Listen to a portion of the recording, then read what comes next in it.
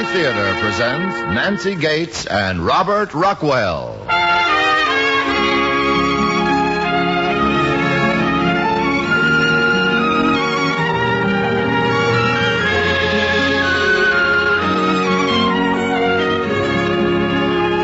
From Hollywood, the Mutual Network, in cooperation with Family Theater, presents The Quiet War, starring Robert Rockwell. And now, here is your hostess, Nancy Gates.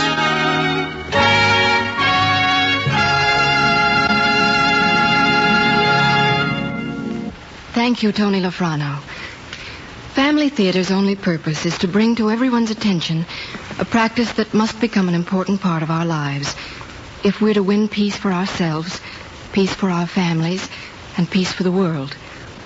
Family Theater urges you to pray. Pray together as a family.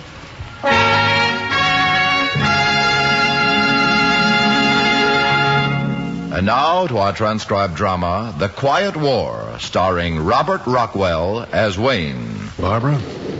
I'm awake. It's dawn. We're still here. I've been awake for a few minutes. You were so quiet. I was just lying here, looking at where the Beckner's house used to be. Floated away, honey. About 3 o'clock. Just let loose and floated away. Everything's gone. Almost everything. That's the way floods are. I guess we aren't the first people this has happened to either. The house is finished. It was a nice house. I'm glad it's brick. Not too much chance of us floating away. Unless the water gets higher. You know, I think the rain's letting up. We'll be all right. You never think something like this will happen to you. No, you never do. Maybe it takes something like this to make a person realize that he can lose more important things than his house. Yesterday I was concerned about the house, the car, not about very much else. Those things at best are transient, fugitive possessions. I should have been more concerned about my non-fugitive possessions, the ones I can keep forever. What are those? My responsibilities. The love we have for each other.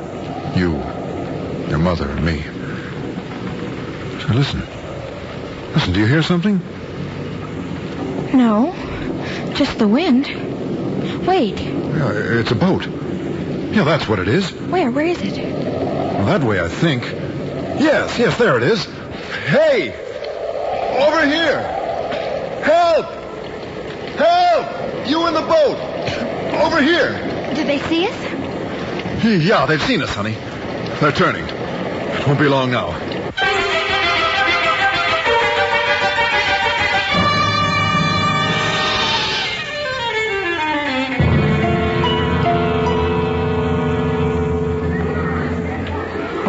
Look around, Barb. Look around. See if you can see her. No, I don't see her. Oh, I suppose there are lots of these places.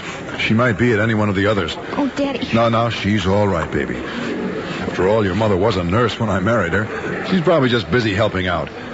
Not all the flood victims came away as well as we did, you know. But Grandmother wouldn't be helping out. No, Grandmother wouldn't be helping out. Kenneth Wayne? Is there a Kenneth Wayne here? Oh, see, honey? She's probably trying to reach us now. Here, I'm Kenneth Wayne, over here. Are you Kenneth Wayne? That's right. Some news about my wife? That's right, Mr. Wayne. Is she all right? She's up on the next floor. Is she all right? Helping with the sick. Had me down here paging you about a dozen times. Oh, thank God.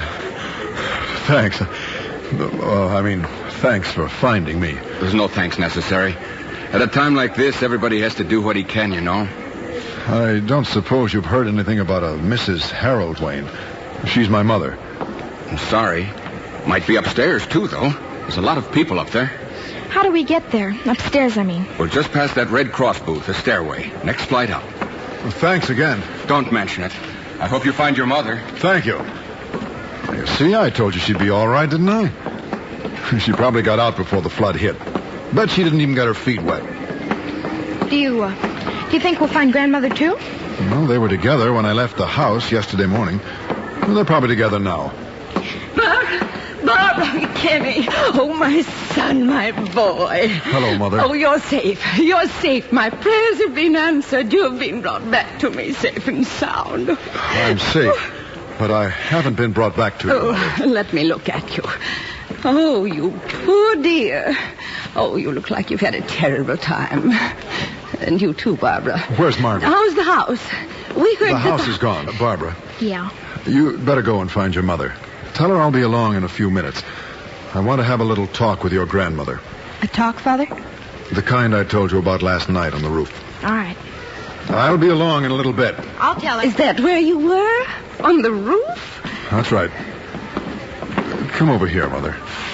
We'll sit down and have a little talk. Oh, I'm glad you decided to give me this first few minutes, Kenny. Oh, if you only knew how I worried about you. I didn't just decide to give you these first few minutes, Mother. Poor boy, all night on that roof, never Mother, will you knowing listen to me? Now, please don't change the subject. Darling, don't you think we might discuss this later? Now, when you're so overwrought, it Now, doesn't... we'll talk about it now. Is it that important? I'll let you decide how important it is. I'm afraid I can't let you live in our home any longer. What did you say? I said I'm afraid I can't let you live in our home any longer. Now, the flood hasn't quite ruined me. I have a few dollars left in the bank. Part of it is going to get you a railroad ticket back to Dayton. Just as soon as I can arrange it. I don't understand. Well, I'll try to help you understand. Let's take it from the beginning. When you left Father and came to stay with us 4 months ago. We'd been doing pretty well till then. Married 14 years. Almost 15. Oh, we'd had a few ups and downs, but we'd managed to come out on top. We were happy and secure, and we all loved each other. Margaret and I loved each other, and we loved Barbara, and she loved us. Then you came to our house. Now I can see it. From the day you arrived, things started to change. Remember? You put your things in the room Margaret had prepared for you, and then you'd come down to the kitchen to visit while she began to fix dinner. Hello there. Unpacked so soon? No, not quite, but there's not much left to do. I'm having a leg of lamb for dinner. I hope you like lamb. Sounds lovely. Do you want me to make the mint sauce? Mint sauce? Surely you're going to have mint sauce. I never knew my son to eat lamb without it. Well, it might taste pretty good at that. We sure haven't had any for a long time. I don't believe we have any fresh mint, do we, Ken?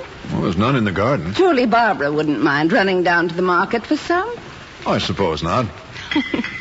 15 years married, and I never knew my husband liked mint sauce. Why didn't you say something, Ken? Maybe no one ever asked. Well, after all, I had him for almost 30 years before you got him. I think I know my boy a little better than you do. I should think after your long trip you'd be all worn out.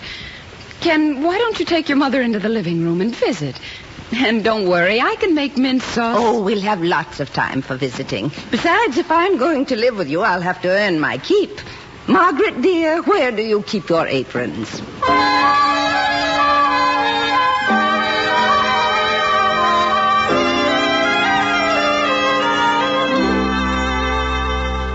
I couldn't see it then, but I can see it now.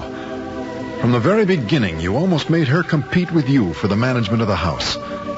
She told me about a lot of things, but I guess I laughed them off, thought they were unimportant. I remember them now.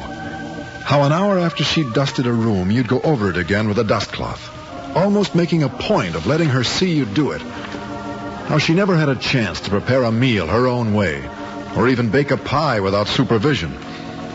She mentioned how you frequently found it necessary to iron shirts she'd just ironed.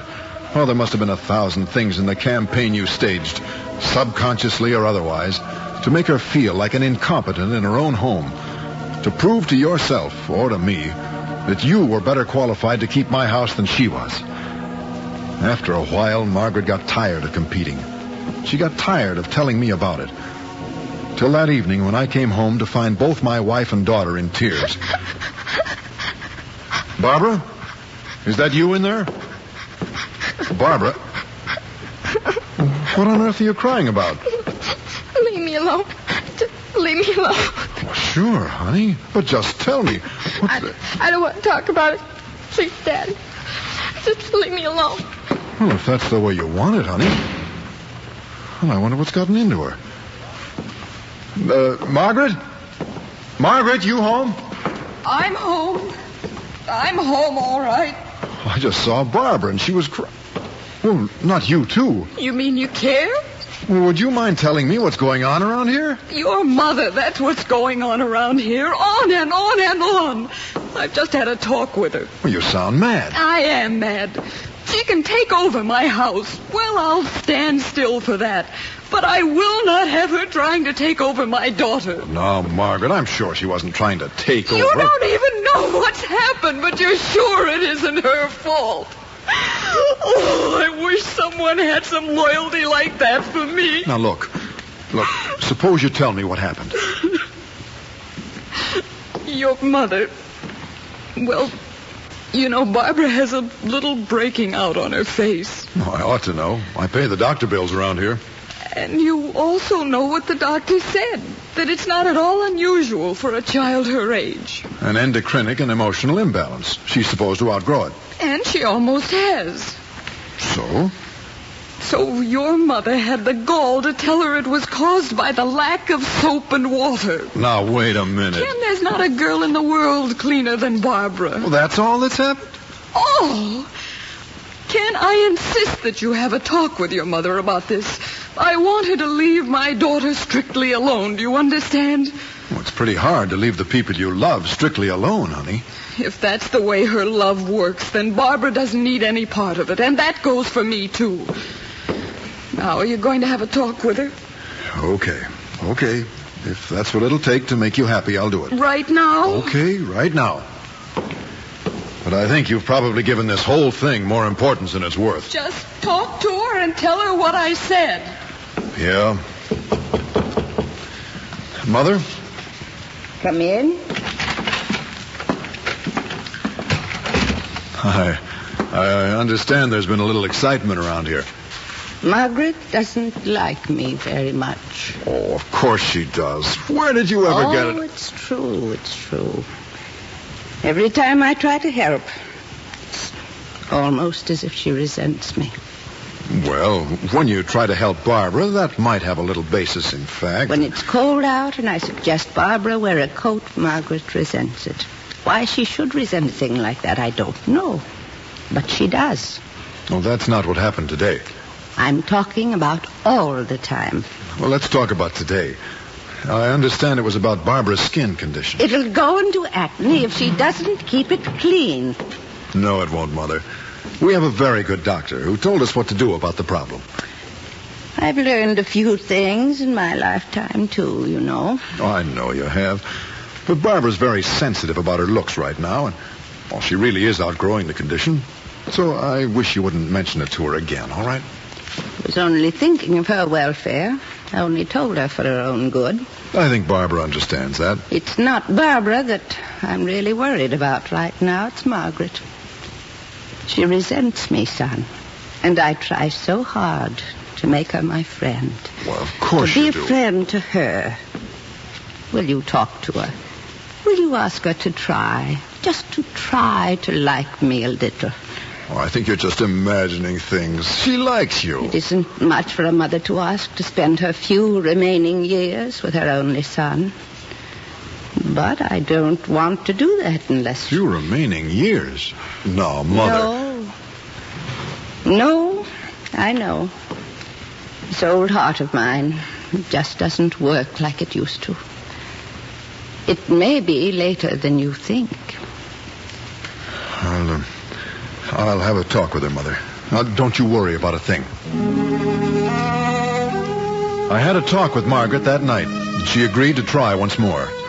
But before 2 more months had gone by, things were worse instead of better. It was the night that the storm started that the situation finally came to a head. We'd both gone to bed and were sitting up reading. This thing about Indians. Interesting. Oh? Says among certain of the Apaches it was taboo for a brave to speak to his mother-in-law or a squaw to speak to the brave's mother. What is that supposed to mean? Nothing. Only maybe the Aborigines weren't so aboriginal after all. It sounds pretty smart to me. Well, for them, it might have been all right. They were savages, uncivilized. What's so uncivilized about that? Now, look, we both know what this is leading up to. Why beat around the bush? I just asked what was so uncivilized about it. Well, maybe nothing. Maybe the Apaches didn't get much upbringing. Maybe they didn't owe their parents much. Well, it says here that they got an excellent upbringing. But you're right about one thing. They didn't owe their parents much, except love and respect. And that's all we owe our parents. What you mean is you think that's all I owe my mother. You could say that. After the things she's done for me? And what things has she done for you? If you mean taking care of you, raising you, that was her job. She wasn't doing you any favor, even if she does keep reminding you of it as if it was a favor. Margaret? Or maybe I'm wrong. Maybe that's the way it's supposed to work.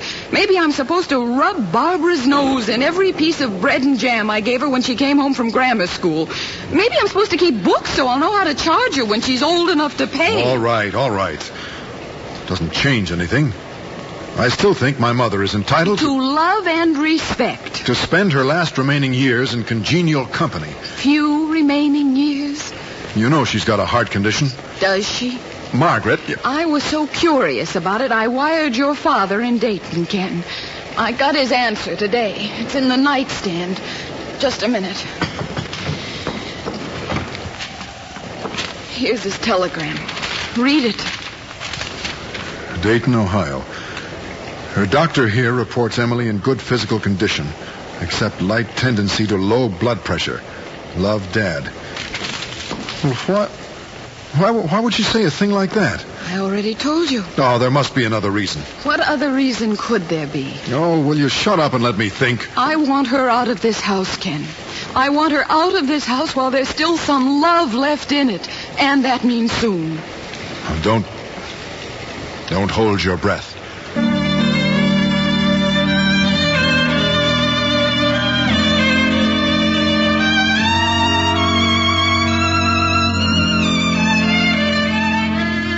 I thought a long time before I went to sleep that night, but I didn't arrive at any conclusions. The next day, the storm hit with a vengeance, and Margaret called me at the office. School had been let out, and since I had the car, she wanted me to pick up Barbara as soon as I could. I got there about 2:30, but because of the road conditions and the stalled cars, it was close to 5 when we got home. The house was empty, and there was only a remnant of a note on the front door. The ink was too rain-smeared to read. By then, the water was too high for us to try to drive for the higher ground. So we got a few blankets and my sleeping bag and went to the roof to wait for rescue. Hold on to my hand. Where should we go? Over there by the chimney. Gives us a little protection. Hold on to these blankets. Do you suppose she's all right? I mean, really. She's all right. Now, this is far enough. When we were so late getting home, she probably thought we'd holed up somewhere. Put your sleeping bag down against the brickwork there. You think we'll be all right here? Yes, I think so. Now, crawl into the sleeping bag, Now? There'll be rescue boats. We'll have to stand watches to keep from missing them. You get a little sleep. I'll take the first watch. But I'm not in the least bit sleepy. Try anyway. What are you going to do? Take a little inventory. I figure the car is a total loss. The house is taking quite a beating. I want to figure out what we've got left.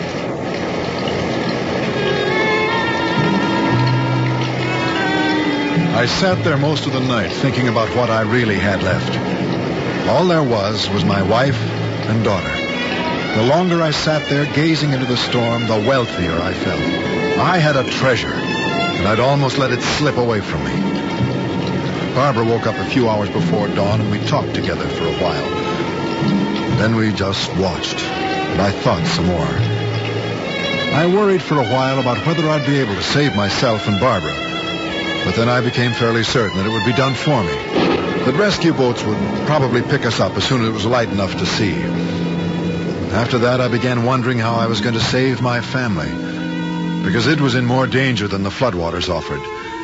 It was in danger of being ripped apart because of a divided allegiance. Mine. I realized I'd have to do everything in my power to keep my family from being destroyed. no matter how hard it might be. So you're sending me home? That's the only thing I can do, Mother. Ken, do you think it's possible for a person to do something without really being aware of what she's doing? I think so. Do you think if a person were made aware of the mistake, that she might change? She might. But I wouldn't take that chance. Besides, your first duty is to your own. To the person to whom you're most closely related, your husband. I'm going to see Margaret. Ken. Yes, Mother? Can you forgive me? Of course I forgive you. I hope you're not too disappointed. I am disappointed. But I think, too, that I'm really kind of proud of you.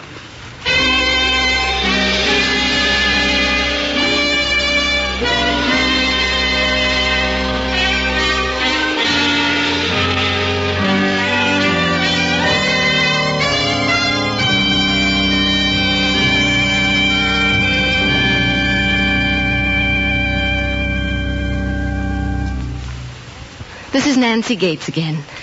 It's always a pleasure for me to appear on Family Theater. You know, many Family Theater listeners have written to us to tell us that they have begun the practice of daily family prayer in their own homes. Well, it's certainly heartwarming to know that our message is being heard and followed by people all over the country. But occasionally, someone writes to tell us that prayer is not as easy as it sounds, that it is difficult to pray. Well, I'd like to read a little poem that may be of help to you if you feel that way, too. It was written by James J. Metcalf, and it's called Time to Pray. It is not difficult to pray when we are faced with fears, or when the shadows climb the walls and tragedy appears. Our voices rise above the roar of every raging sea, and words of sudden eloquence present our tearful plea. But when there is no storm and when we have a perfect day, we seldom turn our thoughts to God or take the time to pray. And if it is a duty then, it also is a task to thank Him or to let Him know the miracles we ask. And yet a daily prayer to God is such a little thing compared to all the comfort and the blessings it can bring. Thank you for being with us. And remember, the family that prays together stays together.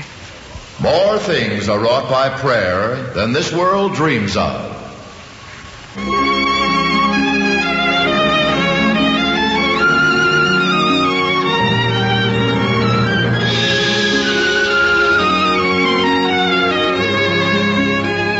From Hollywood, Family Theater has brought you transcribed The Quiet War, starring Robert Rockwell. Nancy Gates was your hostess. Others in our cast were Gayan Kelly, Virginia Gregg, Barbara Fuller, and Michael Hayes. The script was written and directed for Family Theater by Robert Hugh O'Sullivan, with music composed and conducted by Harry Zimmerman. This series of Family Theater broadcasts is made possible by the thousands of you who feel the need for this type of program, by the Mutual Network, which has responded to this need, and by the hundreds of stars of stage, screen, and radio who give so unselfishly of their time and talent to appear on our Family Theater stage. To them and to you, our humble thanks.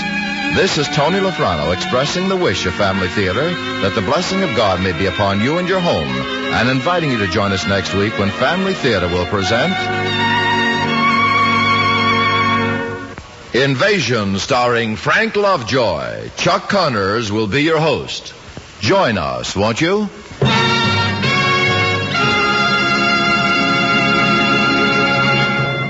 Family Theater is broadcast throughout the world and originates in the Hollywood studios of the world's largest network. This is Mutual, the radio network for all America.